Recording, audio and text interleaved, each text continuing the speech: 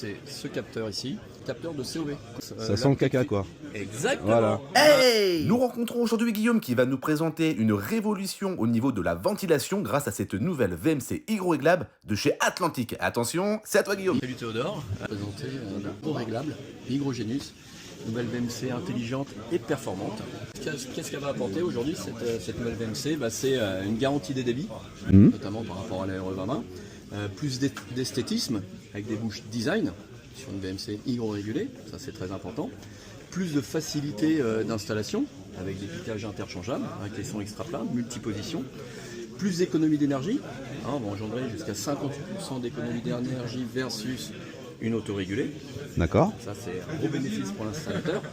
Silencieuse, puisqu'on va moduler les débits à chaque piquage ici, en étant en pression ajustée. Donc de ce fait-là, beaucoup moins de bruit au niveau des bouches. Encore un bénéfice particulier très important. Et enfin, plus de confort avec une réactivité au niveau du traitement de l'humidité, de la buée et des composés organiques volatiles très instantané. Ok. L'idée de ce produit-là, c'est d'avoir un produit qui va aller du T1 au T7, tant en hygro A qu'en hygro B. D'accord. Produit universel, on va dire. Donner le type de logement du T1 au T7. Et puis ce qui est bien, c'est que pour les électriciens, c'est tout noté parce que comme on n'est pas très malin, des fois, voilà, impeccable. Et si on est en hygro B, donc entre d'air hygro, caisson hygro, on vient choisir hygro B du T1 au T7. Donc on positionne le curseur en fonction du type de logement. On vient flasher le QR code ici et on vient créer un réseau Wi-Fi entre ton smartphone et le caisson. D'accord. Pour lancer la configuration du caisson. Ok. Donc il va y avoir une analyse branche par branche pour avoir un état de bon fonctionnement. Donc un calibrage va s'effectuer. Si l'installation est conforme, on voit les petites LED qui vont clignoter en vert ici. Ok. Ça veut dire que tu vas avoir le bon débit à chaque bouche. D'accord. S'il y a un problème sur une branche, une anomalie, on voit tout de suite la LED clignoter en rouge. Donc tu sais tout de suite quelle branche est incriminée entre guillemets, où il y a un défaut. D'accord, ok. Donc tu vas reprendre ton réseau, ta gaine, checker ton réseau, oui effectivement elle est écrasée, je la remets en état, pour pouvoir valider l'installation. Une fois que tu as repris ton réseau, tu relances le calibrage et là l'installation est conforme. D'accord. À partir de ce moment-là, le caisson démarre. Suite à ça, suite à la conformité au calibrage de ton réseau, tu vas recevoir un état de bon fonctionnement par email. D'accord. Que tu vas pouvoir archiver, donner à ton client en disant voilà monsieur, je vous ai vendu une VMC installée et elle fonctionne, j'ai les débits conformes aux attentes de la RE2020 et aux attentes de la VMC. Ok. Si tu ne veux pas utiliser ton smartphone pour créer ce réseau Wi-Fi qui a une durée de 4 heures, tu peux aller disjoncter au niveau du tableau électrique pour lancer la procédure de calibrage et lancer le caisson. Automatiquement, ouais. Voilà. Ouais. Donc ce qui est inscrit justement en dessous, simplement. Ouais. Okay. Après, tu as ces petites LED ici qui font office d'autodiagnostic. Voilà, avec les codes éventuels qu'il peut y avoir. Et donc rapidement, est-ce que tu peux nous expliquer entre le type A et le type B? Parce que ça, je pense qu'il y a pas mal de gens qui ne savent jamais vraiment quelle est la différence entre les deux, alors que c'est quelque chose d'important quand même sur une VMC hygro. Donc, quand on est en hygro A, c'est qu'on a des entrées d'air autorégulées. Tout à fait, oui. Ils font entrer toujours le même débit d'air. À savoir 15, 22 ou 30 mètres cubes en fonction des logements. Et on a un caisson hygro. Entrée d'air auto, caisson hygro. Quand on est en hygro B, on a les entrées d'air hygro-régulées qui vont moduler entre 6 et 45 mètres cubes en fonction du taux d'humidité dans la caisse. Et on a le caisson et les bouches hygro. Donc on est full hygro en hygro B, hygro A, entrée d'air auto, caisson hygro. Okay. Donc les performances maximales seront en hygro B, forcément. En hygro B, effectivement. Économie d'énergie, moins de déperdition sur le poste chauffage pour le client final. Les petites cartes électroniques ici qui sont dans chaque piquage, on a enregistré toutes les configurations de logement du T1 au T7 en hygro A, en hygro B. Donc quand on vient sélectionner le type de logement, tout est enregistré là-dedans et le caisson va se calibrer par rapport au type de logement et par rapport au réseau. On vient calculer les pertes de charge sur le réseau pour dire ok c'est bon, on a le bon débit à chaque bouche. Ok. D'accord.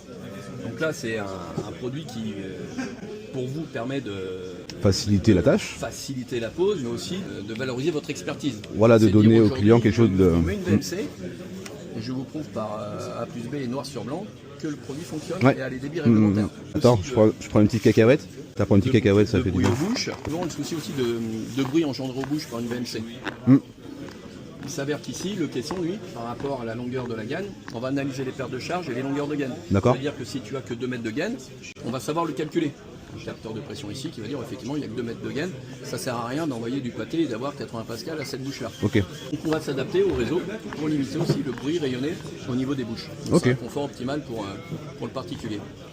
Et la bouche design pour une VMC Gros, c'est ce que le marché attendait clairement. Hein. Tout à fait, parce que ouais, le problème des VMC Gros réglable, c'est que les bouches sont pas forcément jolies. Il y a des piles, souvent, donc là il y a besoin de rien. Là on peut les démonter, les nettoyer, les peindre, les passer au lave-vaisselle pour les nettoyer, etc. Donc c'est assez Donc pratique. parce que généralement les VMC Gros réglables au niveau des WC, c'est une détection de présence. Donc là il y en a pas. En fait, Donc c'est ce capteur ici. Alors il n'est pas en hydro, c'est un capteur de COV, composé organique volatile. d'accord. Ça remplace. Ça sent le caca quoi. Exactement. Voilà. On dégage pas assez d'humidité quand on est dans les toilettes. Hein. C'est pour ça qu'on avait la cellule de détection en hydro régulé traditionnel. Donc là, de ce fait-là, c'est un capteur de COV qui vient détecter la présence humaine et on vient déclencher entre guillemets le grand débit si tant est qu'il y en ait besoin. Donc du coup la bouche WC, les salles de bain sont vraiment différentes. Il n'y a pas le même capteur sur les deux. Là on est en hydro, et là on est en COV. Les piquages sont interchangeables. Ça veut dire quoi? Ça veut dire que par exemple votre gaine en 125, votre bouche 125 est ici, la gaine arrive là. Au lieu de venir chercher le piquage 125 ici et de créer une perte de charge et un coude sur le réseau, eh ben on va pouvoir démonter. Ah, tu peux adapter 125 et 80. Ok, d'accord. Et installer. Ouais, t'as pas de bouche adaptée pour 125 ou la salle de bain ou le WC quoi. Et installer le 125. Ouais, je vois. Le 125 ici. À la place. Ok. Donc tous les piquages ça c'est sont cool. interchangeables, sauf le rejet qui est toujours à sa. C'est vraiment ta bouche qui est connectée, ouais. Tout à fait. Ouais, parce que du coup, il y a un petit connecteur, ok, en effet, je vois dedans. La carte électronique ici, vient se connecter là, on alimente le piquage. D'accord. Carte électronique tropicalisée. On parle beaucoup d'humidité, hein. On est dans le traitement d'hygrométrie, hein. On a tropicalisé les cartes pour avoir une durée de vie digne de ce nom. On est IP2, totalement étanche. Donc là, on vient répondre à toutes les problématiques possibles. D'humidité et de fiabilité sur ce produit-là. Du coup, là, la VMC, elle est fournie avec les 3 bouches WC, cuisine, salle de bain et les 3 bouches design. C'est bien ça. Et donc, jusqu'à combien de bouches on peut adapter sur cette VMC? On va pouvoir aller jusqu'à 6 sanitaires. sanitaires. Ça permet de voir que ça se met simplement. Hein. Hop. On va pouvoir aller jusqu'à 6 sanitaires. D'accord. Les bouches, nous n'avons plus que 5 références, ou les piquages, si je puis dire. Donc piquage WC, piquage cuisine, piquage salle de bain, piquage cellier et piquage salle de bain WC. Donc en gros, on a 5 piquages à gérer. Ok, d'accord. Suivant le type de pièce. Et après, si tu as un WC supplémentaire, tu rachètes un piquage WC fourni avec sa bouche, ou un piquage salle de bain WC, ou un piquage cellier. D'accord. Donc on rationalise totalement le nombre de bouches et le nombre de piquages. D'accord. On n'a plus à se soucier de quelle plage de débit il faut en fonction du logement. Ok. On raisonne en termes de pièces. Il me faut le piquage WC puisque j'ai un WC supplémentaire. D'accord, ouais. Donc on rationalise le stock, on simplifie les solutions et ça évite les éventuelles erreurs de débit par rapport à la typologie de logement. Ok. Et en France, notre usine Atlantique Climatisation et Traitement d'air qui est située à Mézieux, à côté de Lyon. D'accord. Il y a pas moins de 5 brevets sur ce produit-là qui nous différencie totalement de nos confrères. Et on a, on peut le dire, réinventé la VMC Hygro cette année sur le marché du résidentiel. Ah, tout à fait, ouais. Et donc là, aujourd'hui, mon client, il a une installation standard. Demain, il rajoute un WC, par exemple. Donc, je vais seulement avoir besoin de racheter un kit bouche WC avec la bouche design, la rajouter et donc refaire un nouveau paramétrage, calibrage quoi. Ça. Tu vas refaire un nouveau calibrage. Voilà. De toute façon, le caisson lui va détecter que tu vas rajouter un WC. Qu'il y a une nouvelle bouche. Tu vas relancer l'installation. D'accord. Donc en plus c'est évolutif. Si une maison. Je conseille un entretien aussi sur ce produit-là. Oui. Vous n'êtes pas sans savoir que la VMC doit s'entretenir. Tout à fait. Et là, ça prend tout son sens puisque. Donc on va pouvoir simplement défaire les différentes bouches pour l'entretien déjà. Les capteurs Hygro ici vont devoir se nettoyer, bien sûr. Ouais. Donc il y a une procédure d'entretien. Vous allez disjoncter encore une fois au niveau du tableau électrique, 2 fois. Et là, le caisson, lui, va savoir que c'est pour un entretien. D'accord. Donc, les volets vont s'ouvrir en grand. Donc là, il y a la gaine, on va démancher le piquage et tu vas pouvoir venir nettoyer le piquage Hygro ici. Ok. Un petit coup de soufflette, un petit coup de pinceau, enlever la poussière, ok. Et reconnecter. Parce que si le volet est fermé, c'est pas pratique quoi. Exactement, tu n'y as pas accès. Voilà, ça permet aussi de valoriser votre expertise en tant qu'installateur sur la VMC et derrière proposer un contrat d'entretien. Donc là je t'ai vu faire, donc tu as la petite bague en fait, tu vas mettre ta bouche. Hop, c'est vraiment simple. Bon, après t'as celle-ci. Ouais, Ok. Ouais, même tu peux même carrément défaire en fait.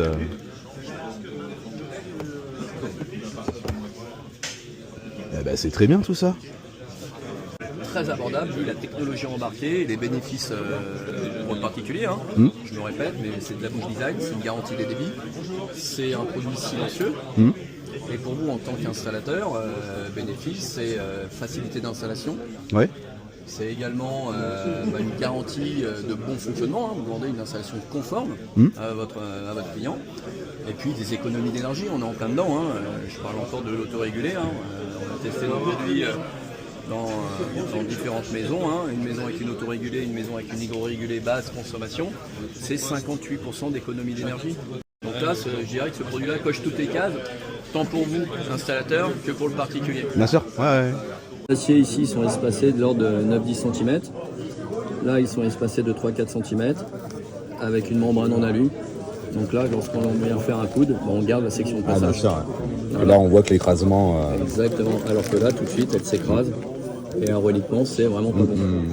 Donc anti-écrasement, une étanchéité classe D là-dessus, qui va permettre de garantir l'étanchéité du réseau.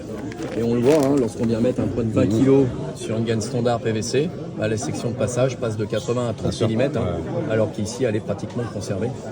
On perd juste. Puis 20 kg ça arrive vite. Hein. Et 20 kg ça arrive.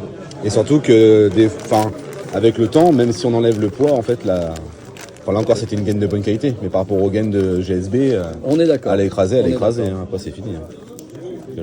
Et là c'est le bon combo. Hein. Bah, très bien. Voilà, je t'invite à répondu à tout ça. Le tester, à le proposer et à revenir vers moi sur la pause. N'hésite pas à faire une petite vidéo quand tu testeras le produit et à revenir vers nous pour savoir ce que tu en penses. Bah, avec plaisir Guillaume, on va tester tout ça. Hein. Merci beaucoup. Bonne journée. À bientôt Atlantique. Salut.